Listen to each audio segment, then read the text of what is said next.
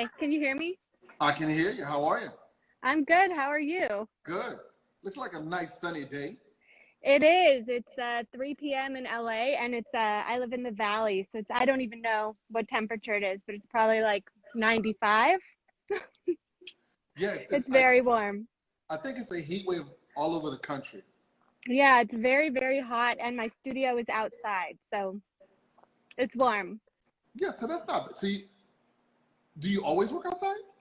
No, so in February, right before all of this happened, there was a flood in my studio. I rented a garage, and there was a flood, and I had to move out in February and then find a new place. And then all of this happened. So since February now, I've kind of been without a studio, and I've just been working in my backyard. I have this You, like 10 by 10 patch of concrete I work on. a girl's got to do what a girl's got to do. Yeah. Yeah, and it's been working out just fine. Actually, I kind of like it. It's nice. The whole idea moving out of my studio was also that I was going to be able to live with my work, which was really important to Okay, me. wait, whoa, So, whoa, whoa, whoa, whoa, whoa, whoa, whoa, whoa. Hold on, Tiger. So, okay, tell us your name, your okay. company, and where you are. My name is Rachel Shillander. My company's name is Land with two L's, and that's basically the middle part of my last name. So Shillander, Land. And I'm located in the San Fernando Valley in California, so northwestern Los Angeles. Okay, and you're an architect as well. I'm an architect. Yeah, by training and education, I'm an architect. Okay, now let me tell you, there's another guest that was on Conversations. Mm-hmm. She's a very young baker, Uh-huh. and she had a little struggle that we were trying to help her with, and one of her Uh-huh. needs were some drawings. Oh, So okay. I'll contact you about that. Yeah, where's she I located? she's in she was in Englewood, and she just Oh, got a place on Crenshaw. okay. I can So help with that.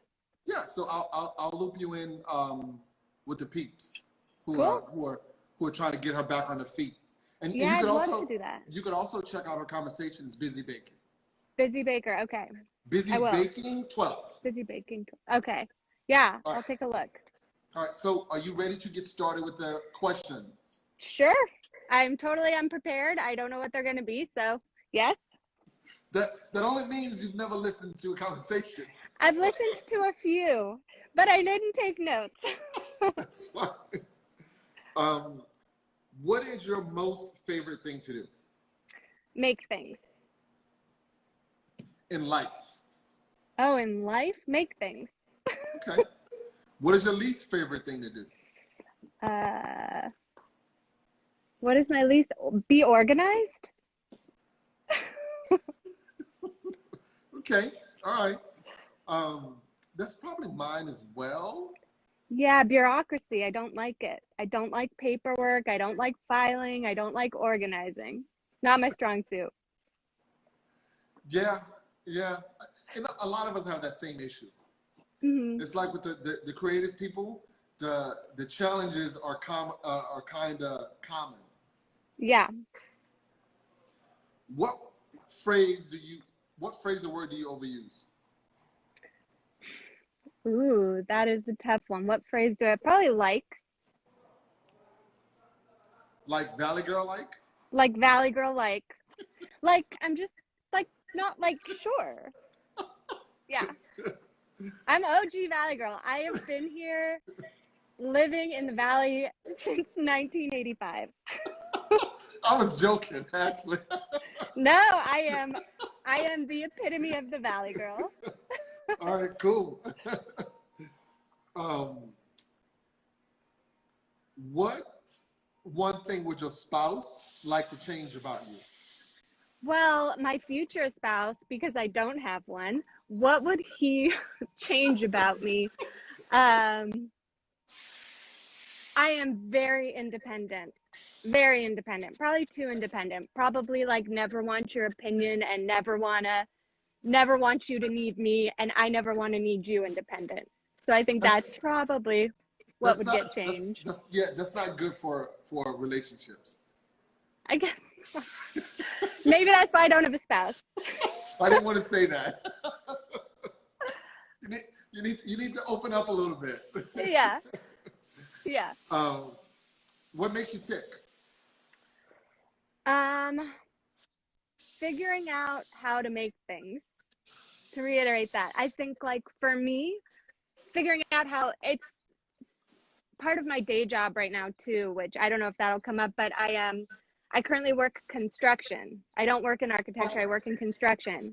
1 minute. So I'm in. I'm Okay. I'm laughing because Natasha, the Valley Girl, is laughing. So go ahead. She's me and Natasha have been friends since we were 4. We grew up like a couple houses down from each other. I'm actually in escrow on a house like right down the street from her now. So we're like, she's like my sister. So she is a Valley Girl as well. She's also a Valley Girl. She's Natasha, the Valley Girl. Natasha. But yeah, figuring out how things go together. That's what makes me tick. Like when I look at a building or I look at an object and figuring out how it was made and how it was put together and how it works and its inner workings. And yeah, that's definitely what makes me tick. All right, pretty cool. What irks you the most? Is it okay if I drink? What was that? Of course, have a drink, girl. Okay, I'm drinking a beer. It's Friday afternoon. It's all good. Yeah. What was that question? What irks you the most? What irks me the most? I think when people don't put as much care into things as I expect them to or would hope that they would. Okay. Yeah. All right.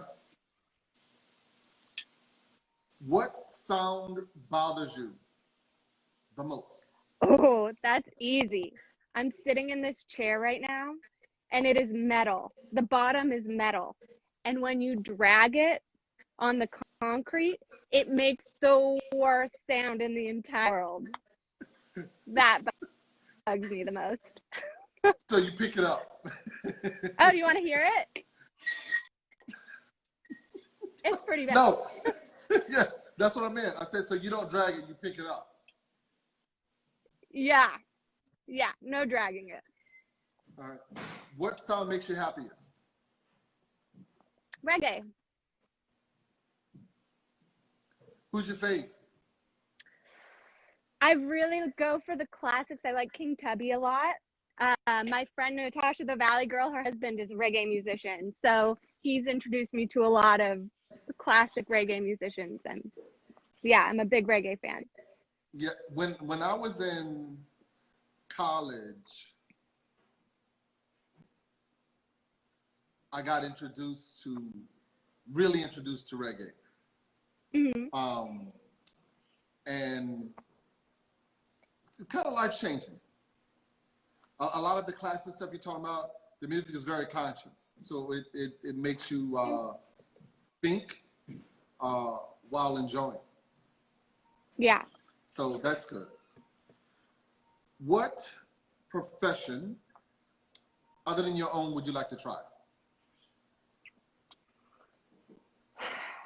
Ooh. My profession's so broad. What profession would I try? I'd actually probably engineering. I mean, I've worked as an architect in engineering for a little while. I worked for a company called Burrow Happel, and they do engineering for like really large scale construction projects. And I was working as like the architectural coordinator. But I think I'd actually like to learn more about engineering or fabrication, like real fabrication. Like if I actually was like a tube bender or a machinist, that'd probably be something I'd like to do. Okay. Or a welder. Ooh, or a longshoreman. Oh my gosh, there's so many professions I'd like to have that I don't. Longshoremen are basically like real life Tetris players. Like full scale Tetris players. Yeah, I wouldn't mind doing that. It can be kind of dangerous as well.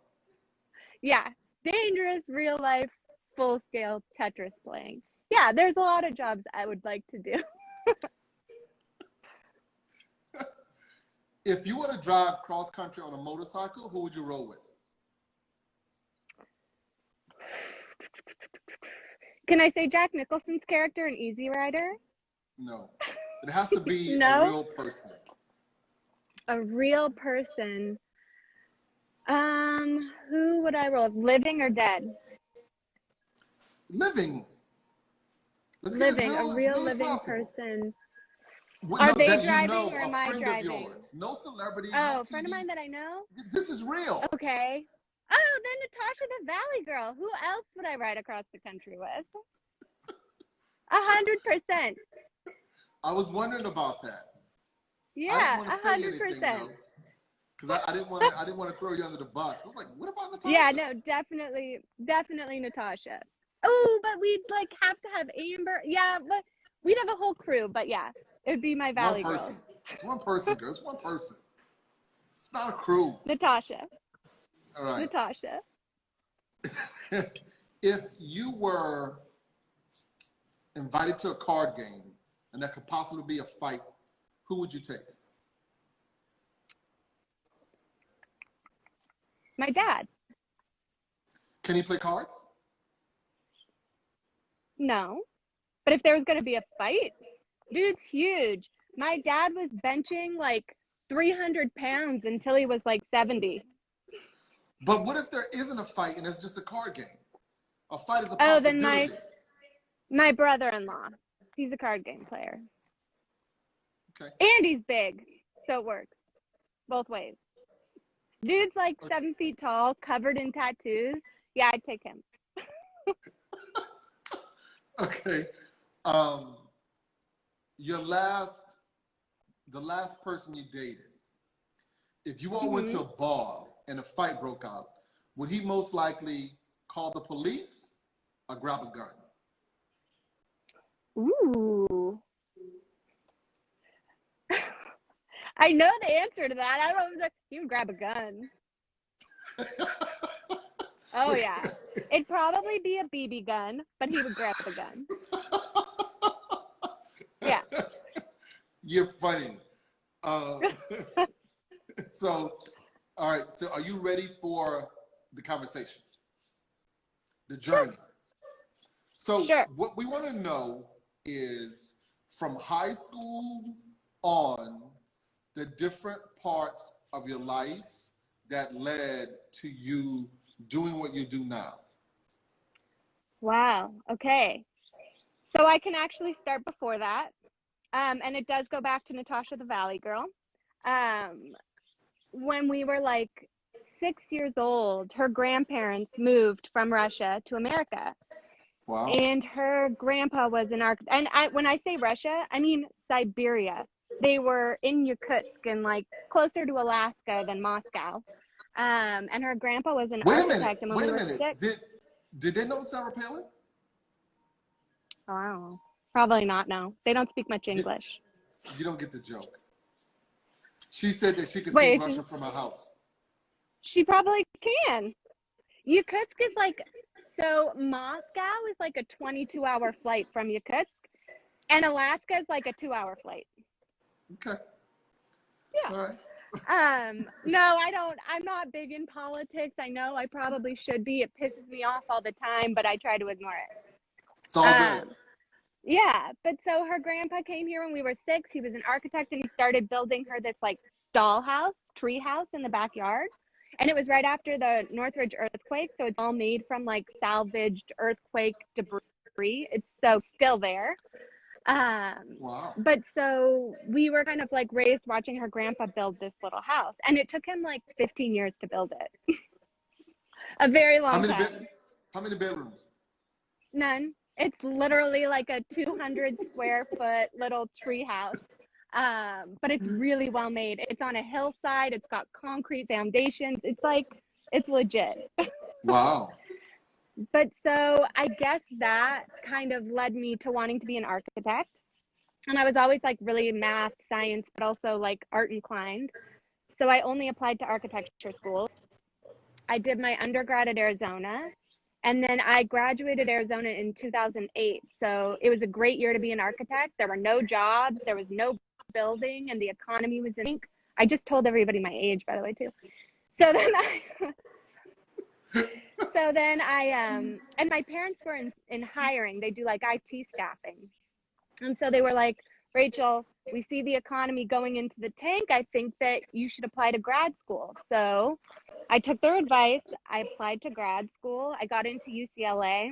And while I was there, I met my first employees, who are Benjamin Ball and Gaston Nogues of Ball Nogues Studio. And they do like really large scale parametric art. And I worked there for about a year.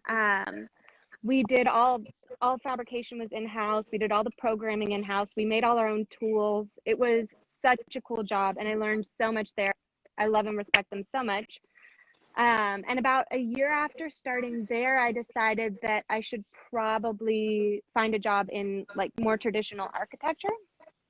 And so I started working at a firm called Marmol Radziner. They do kind of like high-end residential architecture in Los Angeles. And they hired me to do this really strange parametric roof structure that one of the clients had requested. And because my background was in parametric design from Ball Nogues Studio, they hired me to do that. That project ended up falling through. And because the economy was sort of still in the tanks, I was doing a lot of like really small scale work for them. They were getting smaller scale projects than they had before the recession. And they had me start like, I was doing a lot of fabrication for their jewelry line and their furniture line. And I was helping do all the drawings for that because of my background. It made sense. And then eventually over time being there, I transitioned into doing houses. So I did first small houses, and then eventually I did houses under project managers. And then eventually I got a really big house. I was working on a really big house with them.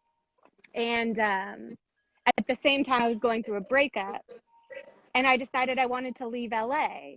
And so I told them I was going to leave LA. I got this really good job in New York working for a company, Brohappel, who does, they do engineering. So what I did while I was there was, engineers don't draw. Engineers only do engineering. They do the mathematics and the calculations, and then they have drafts people that do the drawings.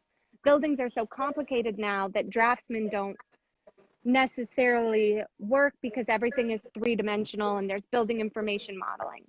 So Brohappel hired me to do the building information modeling for the Atlanta Falcons Stadium. And then a project in Singapore called the Singapore Jewel, which is this Moshe Safdie project. It's this beautiful glass donut with a hole in the top where water falls through. And all the water goes up the structure and then falls through this hole, and there's like this interior forest. It's amazing. And so I did those two projects there. And I lived in New York for a year. Atlanta, the new Atlanta Stadium, the Mercedes-Benz. Yeah. And that's the one, the roof structure there was designed by Hoberman. And he's the same guy that did that. It's a ball that all the kids play with. And it looks like a spiky ball. When you throw it in the air, it expands into a geodesic dome. Amber, my friend that just joined, she just got her daughter a geodesic dome to climb on. And I was like, this is the coolest thing ever. And she's like, Rachel, you're crazy. And I'm like, no, it's so cool. But they're those balls that all the kids had from those Discovery stores. They were at the Discovery store in the mall. And yeah, so I did that. And then about a year in, I liked New York, but it was freezing and the job was super stressful. I worked like 80 hours a week. And so eventually my job in LA that I had left to go to New York to do that called me and asked me to come back to manage one specific project. So I moved back to LA. I worked on that project for about 2 years and then left that company, did interior design for a little while. And I missed a big thing. But when I was doing interior design, I did a lot of custom furniture fabrication for the client. And okay, so hold on. So that kind of, yeah. When you said you were doing custom fabrication for the client furniture, were you making furniture? No, I wasn't making it. So I was doing all of like the coordination and reaching out to the manufacturers and talking to different shops. So one of my favorite classes in college was called Ethics in Fabrication. And it was a course where the teacher gave us a budget and they said, you need to have a building component made. This is your budget. Now you need to reach out to fabricators or whatever and figure out how to have it made for X amount of dollars. And I made a lamp. He was like, this isn't a building component, but okay. And I had this lamp fabricated with, I was in Tucson at the time with the Sonoran Art Glass Academy. They did this beautiful hand-blown lens, and then I had a lamp, a metal shop make all the metal components. It was beautiful. But so like that kind of got me into fabrication. Okay. And so, sorry, go ahead. So when I was doing this interiors work for this client, for me, like the house was huge. It was like a 20,000 square foot house. It was enormous. And like when you scale furniture to that, it's like nothing comes off the shelf. Everything is custom. And because I kind of knew how to talk to fabricators, I had worked in fabrication. I understood the house really well because of my architecture background. It was really easy for me to talk to the fabricators. And one of the fabricators I dealt with was the stone fabricator that carves the carved stonework I do. So that's kind of what led to that aspect of my, and there's like, you know, I have for each thing I make that I don't make, like the metal work and the stone work, I have about like 5 different fabricators that I work with for everything. But so the one thing I said I missed was that I, ever since I can remember, I've always had a studio on the side. So, you know, I work in it's usually like 8 to 5 job. And then that kind of supports me and my studio. And last year and this year, my studios actually were self-supporting. I even made a little extra. But yeah, I've always had a side studio. Yeah, the first studio I had was called Foam and Function, or Foam Follows Function. And all I did was work in foam. It was great. But yeah, so I've always had like little side things going. And I think it's like the architecture, fabrication, and construction background have kind of like, they're definitely what has led to what I'm doing now. Okay, yeah. So let's talk about the foam. Okay. What were you making in foam? Furniture. Yeah, so I was using, none of it is anywhere remote. Well, aesthetically, some of it looks like what I'm working on now. I was working a lot with like, I built like a styrofoam positive. I would cover it in expanding foam, carve it, and then I would cover it in mesh and plaster. So it was sort of like, it looked like Adobe, like almost like Adobe. Like it was more plaster than foam. The foam was never visible. The foam was just part of the mold. Yeah. But yeah, I cover it. It was, yeah, sorry, go ahead. You go ahead. I love it. But yeah, that was what started, that foam studio was sort of what started the like architectural surfacing materials work. One of the stucco manufacturers that I worked with at the architectural firm basically donated a bunch of 5-gallon buckets of this polymer stucco to me. And it's a really cool product. It's actually what's on that guy right there. It's a polymer stucco, so it has like polymer plastic in it, so it doesn't crack much. It's applied really simply, really easy to use, and it's also sort of waterproofing because it has the polymer mixed into it. It's a really cool product. Basically, all houses now are polymer. And it's good for outside. Oh yeah, it's all my work is sort of, I mean, most of my work is exterior and interior. Okay. Yeah. The foam, how long did you deal with the foam? How long were you working in foam? I had that studio for about a year. So I closed that studio down when I moved to New York. And then the only reason I really even worked in foam was that I had no tools. Like I didn't have a wood shop. I didn't have any wood tools. And I'm also just like a girl working in a garage usually. And a lot of like if you work with wood, you've got to carry around a 4x8 sheet of plywood or you've got to carry around lumber. And it just wasn't like for me, I just wanted to be in the studio by myself and make these things. And so for me, foam was this like I can cut it with a hot blade. I can like throw it around. It weighs nothing. It's super easy to work with. And then covering it in the stucco product, the polymer stucco product made it like viable, if that makes sense. Okay. Now, when you covered it in foam, I mean, when you covered it with the poly stuff, was that heavy? Mm-hmm. Is it heavy? No, you know, those were, no, very light, very lightweight. So I did kind of like a lot of construction products now are foam and polymer. Not that it's going that direction, but it just is. And I just use the standard construction buildup where I don't use lath, but I use like fiberglass a fiberglass mesh and the stucco. And you usually do it's like you know you can do the polymer stucco is you know you can do it as thin as a 1/4 inch, but usually I do an inch thick.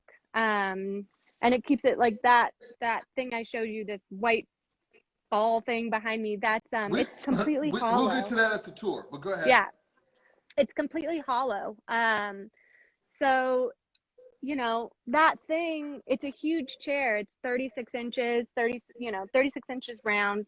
It looks like it weighs a lot, but it probably only weighs like 75 pounds.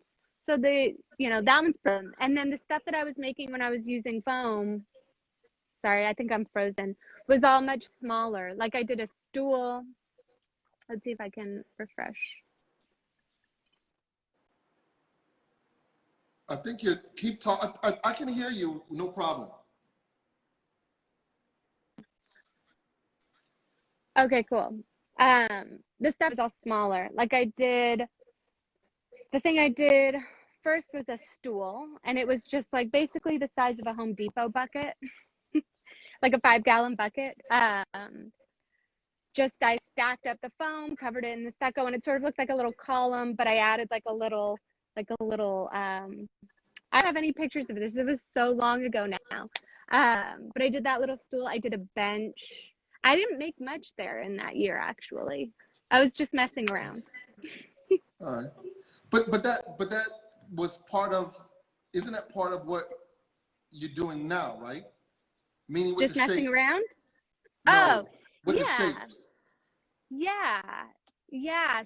So, I mean, I switched away from foam. Oh, that's not true. Some of the stuff I'm looking at a piece right now that's foam. I'll cover anything and everything. Like I don't discriminate. A lot of my work is found objects. Like I'll use vintage forms. Like vintage plaster lamps are actually like a really great substrate for the lamps that I make. So if I find a form I like, I'll cover that in stone. On the tour, you'll see on the tour. I'll show you a lamp I'm remaking right now because FedEx broke a huge order. But I'm working on a lamp that's terracotta pots as the formwork. I use a lot of inflatables actually as formwork. So these big chairs are all inflatables. But yeah, I'll use anything. I have IKEA stools I cover, which is also something I'm working on right now. It's just you'll know it when you see it. It's a little IKEA kid stool. And I cover those in stone. I'll cover anything. I'm non-discriminatory. All right. The inflatable. Uh-huh. Inflatable as in you put air in it and it blows up. Yep. It's a chair called a blow chair. And it's an inflatable chair. And once you put the stuff on it, it's now hard and it won't deflate. No, it takes about, it's a lot. It takes about 4 layers of mesh. The polymer stucco I use, it'll never get rigid enough. So I do, it's about a 1/4 inch probably of mesh, and I use mortar, cementitious mortar. It has polymer in it, but we could go into the science behind what the difference between mortar, concrete, cement is, but mortar is just like sand, cement, and water. There's no rock aggregate in it. So it doesn't have a lot of like, you have to add tension. We could really get into the tectonics here. You have tension to it. So Right. concrete works really well in compression. Like drive, how do I explain this? Concrete works in compression. It has no tension. So the reason we put rebar in it, those are like tensions, like the pull forces. It makes it strong. The Yes. reason, No, it's, yeah, so it adds the tension to it. So with the inflatables, they're inflatables are great. They're called minimal surfaces. They work in okay, tension and compression. let me pause you for 2 seconds. Okay. All right. Uh-huh. We are talking to you about your expertise, right? Yeah. So when you start talking about the different textures and the different things you use, don't be afraid to nerd out on it. Uh-huh. If you have to go Okay. complex to make your point, do that. That's a part of it. That's a part of Okay. what you do. Yes. And so tectonics, we can start there. Are this my favorite part about architecture? It's how the materials go together. It's how they work. It's how they like tectonics is sort of like a rock wants to be used like a rock wants to be used, right? Like it doesn't float and it doesn't work as a beam, you know. It's like a rock wants to be this like sturdy thing that's supportive. Concrete is like this heavy thing and it works in compression. It wants to be like a column. And when you use it in a way that isn't like that, you have to give it the properties it needs to do that thing. And so tension is one of the properties that concrete doesn't have. It doesn't have fiber, right? Like if you think about a piece of wood, it has a grain orientation, it has fiber, and so it works really well in tension because it's like you can pull it. You can imagine pulling it. You can't imagine pulling concrete. So when I make these inflatable things, the awesome thing about them is that inflatables are minimal surfaces, and that means that they're in equal compression and tension at all times. That's how an inflatable, like an air-filled object, works. So when I make it, I know the form will withhold because it's the form itself is a minimal surface. And so the material I put on it has to act in both compression and tension. And that's why I have to add that layer of mesh to that object, right? So I do like the mesh and then the cement and then the mesh and then the cement about like 4 or 5 times. And then it actually is like it's a rigid, hollow shell. It's cool. It's science. Okay, so no, let me tell you, I love it. The fact that you can break this down and talk about the essence of it is very important. That gives the conversation its depth. So Yeah. don't be you. Now, so the inflatable simply inflates and becomes the shape, and from that you do your thing. And then and so then once it's rigid enough, I usually leave a hole where the inflatable mechanism is. I usually leave a hole there and then deflate the inflatable, pull up the hole, patch up the hole, and then it's just like a surface. So there's nothing inside of there, just air. Okay. Now I'm going to ask you something, right? Have you ever done a person? Like an inflatable person? No. No, but that would be really cool to do a person. So I did at one point buy a bunch of inflatable animals. I had this idea to do like a topiary garden, but instead of with plants, with masonry objects. So you could have like a masonry giraffe and a masonry tiger and like, you know, a masonry horse, or it was a zebra, whatever it was. And I got all these inflatables to do that, but I never got an inflatable person. No, didn't get one of those. So are you going to do the animals? I think that could be pretty cool. Yeah, you know, it's mostly been that I haven't had the time or space or reason to do it. I've been, you know, last year I did a huge show, and that was like there was no, you know, when you do a show, there's no client. It's like the gallery. So you do the show, you make all this work, you put it all in the space, And then some of it moves, some of it doesn't. You'll see I still have some of it here. You'll see it on the tour. And, you know, this year I've been focusing more, well, I think a lot of it's because of the pandemic and just there are no shows. But this year I've been focusing more on commissions than I have been on like speculative work, I guess you'd call it. But I would love to cover those animal inflatables. I think that'd be a lot of fun. Okay, let me ask you, and being a furniture guy, Uh-huh. what have you thought about the likelihood of, let's say for example, an animal, right? You take the animal, you make it smooth, and then you paint it to look like that animal. Huh. I haven't thought about that, but you know that guy, Pa Joe? He's a Ghanaian artist who makes beautiful coffins. Do you know this guy? No. And I guess there's like a tradition of making coffins there. You got to look him up. His work is so cool.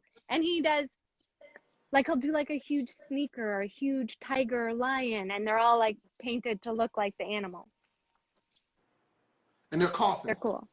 I don't know. And they're, yeah, super interesting work. I'll send you the link to him. Yeah. You know, wow. That's pretty cool. I haven't ever thought about painting. I don't do a lot of like painted or applied finished surfaces. Like, I like materials that are real, if that's the right, not real, that's the wrong word, but like what they are. The material just is what it is. Like the stucco's integrally colored. You don't paint it. The stone is the color of stone.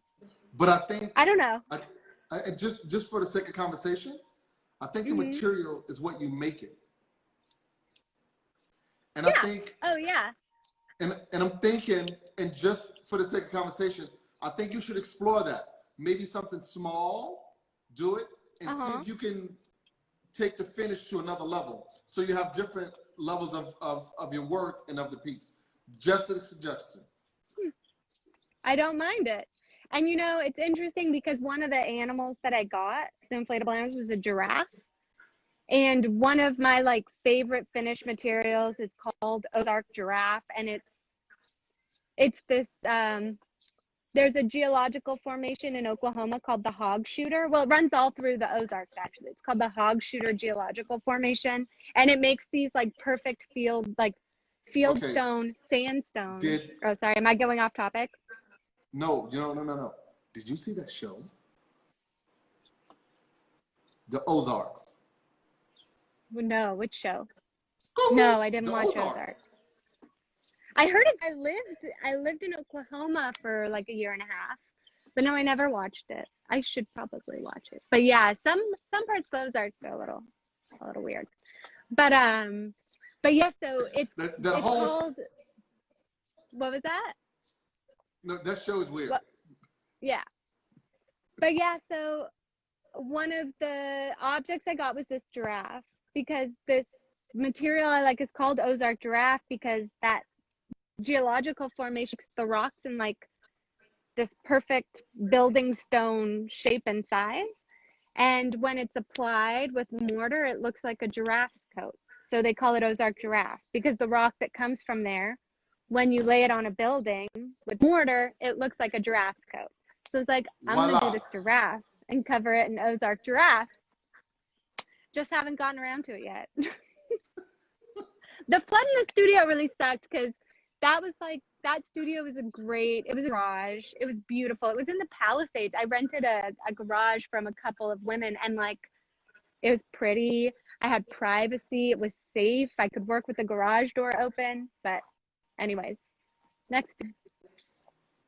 Life goes after on. Quarantine. Yeah, life goes on. After quarantine. Yeah. So let's get this tour going. Okay. Let me unplug my phone. Unplug your phone, turn the camera, bring So this is just gonna be my backyard. How do I flip that? There we go. This currently is my studio. That white stool right there is an IKEA stool that's getting covered. It's gonna get covered in so I shipped a bunch of items off to Texas, and FedEx destroyed them. So they all have to get remade, and this stool is one of them. It was the River Rock Tuffet stool, so it's gonna get covered in river rocks. They also destroyed 2 Santa Monica masonry lamps, so I have to remake 2 of those. And I just started, this all happened in the past couple days. So this one is, it's actually that down there. So you can see it. It's a terracotta bowl on top of a terracotta pot. I connect them with concrete and mesh and then cover them in stones. And all the stones that are on those ones are collected. So where do you get the stone from? So there's a lot of fire trails in LA, and you have to be careful because it's, you know, the legality of like collecting rocks from public land is. I was about to joke and say, so you steal your material. Yeah, I steal my material. These specific ones actually came off a private property where there was like this makeout spot when I was a kid, right? Where you could like drive up this street and there's sort of this turnout. And I've been hiking up there a lot recently, and I noticed this pile of rocks. And it's obviously a contractor just dumped them all there. You know, they like dig up the property, they put in like a little deck or a foundation, and then they have to get rid of all these stones. And these stones were all just sitting there for me to take. So I did them a favor, and I took some of them. And did send them a bill. And then they'll end up on that lamp. Yeah, I should send them a bill for stone removal. Yeah, for cleanup.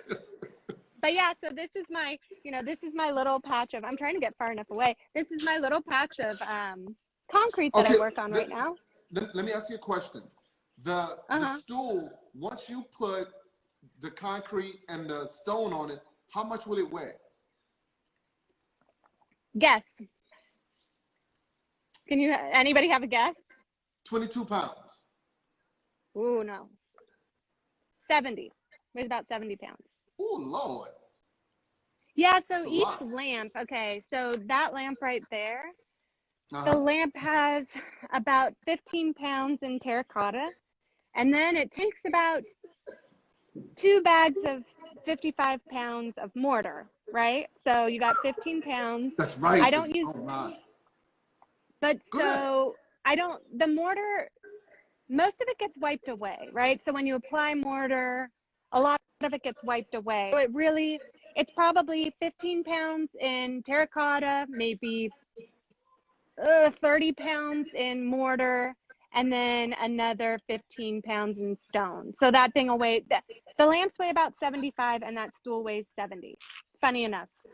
It's about how much surface area there is. And I guess the legs on the stool, it's a lot of surface area, so it's a lot more stone and mortar. So it weighs a bit. Yeah, my work is heavy. Ship is pretty expensive, right? It is, but this last time I didn't pay enough, apparently. Because they literally pulverized. If I showed you a picture, your mind would be blown. They literally pulverized the stool. You know, I can tell you why. Why? Because IKEA stool is not made to handle 70 pounds. So when you put this stuff on there and it goes anywhere, it'll collapse. But the thing is, actually the stool part of it was fine. So why did it break? Okay. Because they're careless, that's why. They're careless. I think the guy who packaged it didn't package it well, and then FedEx threw it around, and it goes back to that whole tension compression thing. And, you know, if it had more mesh, it probably would have been fine. So this one I'm going to reinforce over the layer of what's on there now. I'm going to reinforce it with a layer of mesh so that the surface of stones has some tension in it, so that if it does, you know, not get ship grade, it'll be okay. You're right, because the adding the layers of plaster and the concrete and the stone is a structure in and of itself. Yeah, it's a surface. Right, so regardless of however IKEA made it, you're making it stronger. Yeah. Yeah, so they must have threw it out of the truck. Oh yeah, well, So because there was no mesh in there, it didn't have any tension capability, right? So when it got dropped, the thing may have flexed. I'm not sure. Anyways, all the stones popped out. It just like pulverized, completely pulverized. They didn't package it right. It needed more cushioning. But yeah, this time will be better. I'll pay more for shipping. Humble Matter said she may want to move to finding a white glove shipping service. A friend of I've mine got, who's furniture. yeah. So I have a couple white gloves that I have worked with. And yeah, I made the mistake this time. I'm not going to make it again. Luckily, everything was insured. So hopefully I just need to file a claim and that'll be fine. Hopefully. Hopefully. Yeah. Hopefully. But yeah, we got those two blow chairs. Those are nice. I like those. Yeah, now, are they going to get covered these two won't. I have another one. I have another one Okay. in the driveway, and that one will get covered in stone. Those ones, Yeah, I like those the way they are. yeah, they're so labor intensive to make. They're expensive. So, I mean, I'd love to make and sell more of them, but they're very labor intensive. This one was actually a child's inflatable and an inflatable ottoman that got covered in stone. And this is actually Ozark giraffe. So these are, I can see it. they are, yeah, kind of looks like a giraffe. Yeah. Yep. Yeah. But yeah, so yeah, I would like to make more. I have a couple more pieces here actually too. This one is actually, they're shims. So they're cedar shims, not shingle shims. And I really love, there's like this tree right above it, and it's got this really nice bird poop patina going on. It's natural. Yeah, I love it. I mean, it's like getting used. But this piece was from the show I did last year. That was a fun show. It was a lot of work, but it was a fun show. And then this one is actually, the inside of this piece is all foam. That's nice as well. Yeah, and that one's that's 8 feet tall. So let me back up. But yeah, that one's got a foam interior. Oh, the neighbor's kid's not happy. I hear a baby crying. Yeah, so my little backyard studio right there. Cute. Very cute. Very nice. Yeah. So what's next? But yeah, so what's next? Okay, so I want to get more into, okay, what's next? Okay, I'm an escrow on this house. I'm scared shitless of this escrow process. It's so scary. It's so much money. It's so much stress, just stress. And I really of course, because I'm an architect here, I'm going to flip it over and sit down. Of course, because I'm an architect, I jump the gun and I think about, well, besides for thinking about all the things that are wrong, also working construction and knowing how much things cost to fix. It's just really scary. But so I've already jumped the gun and decided the first thing I'm going to build this house is a sauna. I'm going to build myself a sauna. And it's not going to be, you think a sauna looks like, it'll be my version of a sauna. That's kind of what's next.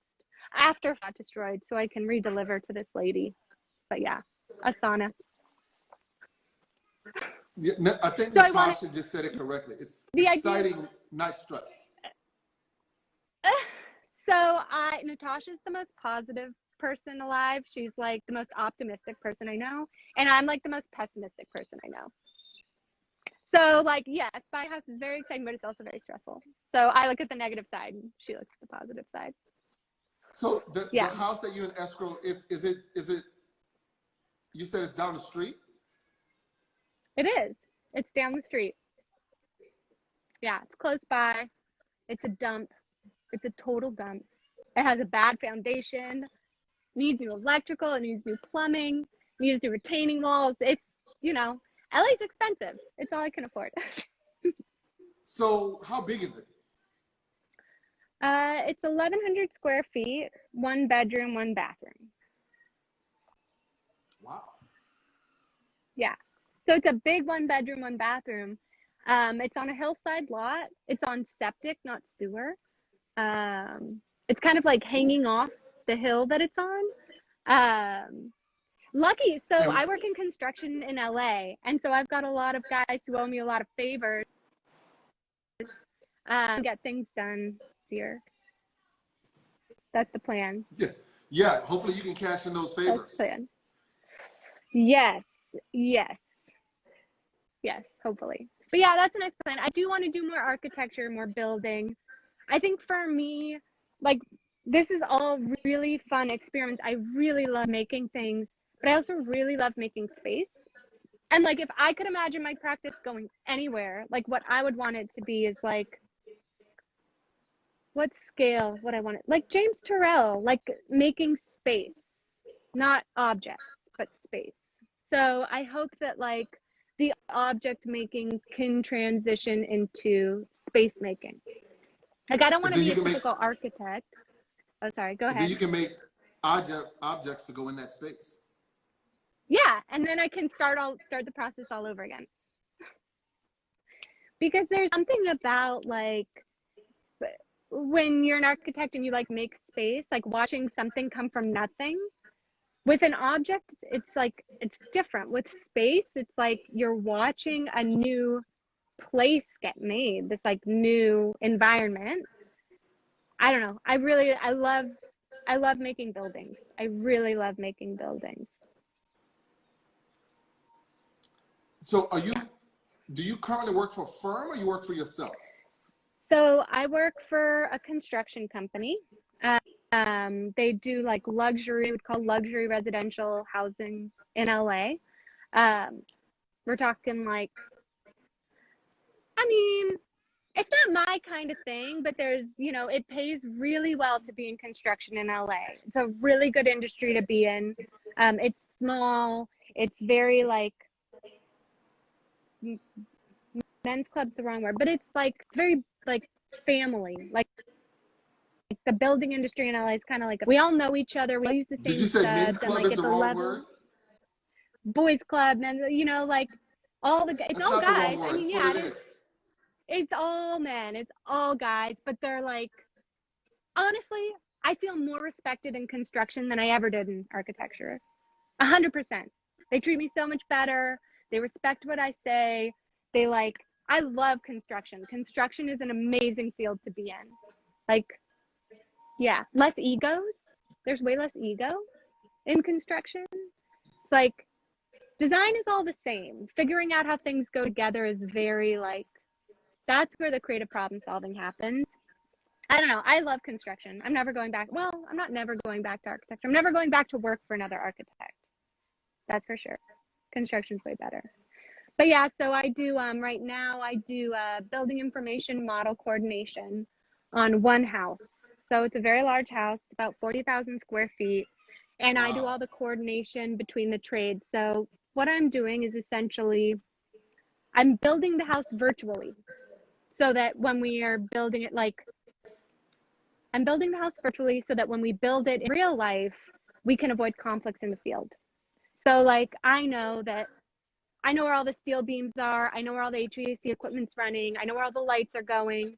And so when we're constructing it, I can kind of say, hey, we have a conflict here. There's a duct running through this beam. The duct is 18 inches and the beam's only 12. How are you going to run an 18-inch duct, a 12-inch beam? You can't do that. So then we have to reroute the duct somewhere else. You know, as you Redesign. say that, those are the issues sometimes we run into with architects. Yeah. Yeah. And it's not like, I have some things to say about this. This is a conversation for another day. But, it's not that the architects didn't catch it. It might not have been in their scope. Like maybe they took a really low fee. And if you take a low fee, how do you have the time to figure out all those conflicts? You don't. Like, even when you do pay an architect to figure it all out, it's still like buildings take, like the contract I'm on right now is 48 months. 48 months. You design that thing in a few months, you build it over 48. How on earth are you gonna manage all the conflicts? It's impossible. Yeah. So Yeah, I I think love you it. just I love figuring out how they go together though. That's like my favorite part. you just figured out a lot of business problems for what we do. There's But yeah, a so lot of time. There's just not enough time. oh yeah, no, there's just not enough time. 100% not enough time. Yeah. So that's why I have a job right now, because there isn't enough time. And now they can bring on somebody like me who understands architecture and construction and can kind of like look at it virtually, understand what's happening. And even though, like, you know, I don't get my hands dirty, I don't do carpentry, I don't pour concrete, but I understand what needs to happen so that those things can happen and end up in the right places. And so that can save a That's lot your of job. time. That's all you need to do. Yeah.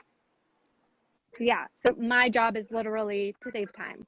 So that instead of like 5 HVAC subs standing like scratching their head, like, oh, I can't run my duct through this beam, like we can figure it out beforehand so that there's 5 dudes on site not working because they can't do their job. I'm with you. Yeah. Yeah. All right. Cool. Yeah. Cool. So what time is it? Sorry. yeah, it's all we're getting there.